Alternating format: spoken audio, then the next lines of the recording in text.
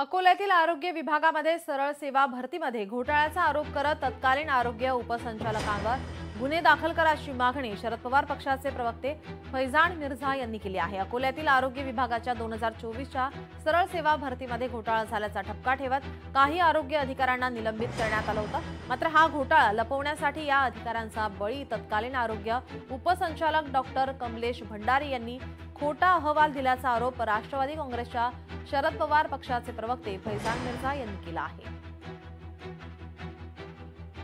दोघांनी मिळून संगनमत करून जे घोटाळा 2024 मध्ये सरळ सेवा भरतीमध्ये केलेला होता, तो घोटाळा लपवण्याकरिता माझा थेट आरोप आहे की तो घोटाळा लपवण्याकरिता चौकशी अहवाल जे 3 अधिकारी निलंबित आता झाले, जिल्हा शल्य चिकित्सक तत्कालीन डॉक्टर वारे आणि जिल्हा वैद्यकीय अधीक्षक जिल्हा स्त्री रुग्णालय डॉक्टर पाटील, तसेच प्रशासकीय अधिकारी जिल्हा स्त्री रुग्णालय श्री डांबरे, हे तिघांचा जो निलंबन झालेला आहे, कुठं ना कुठं या निलंबनाच्या राजकारणात श्री भंडारी यांनी चौकशी अहवालात घोळ करून या तिघांना निलंबित केलेला आहे।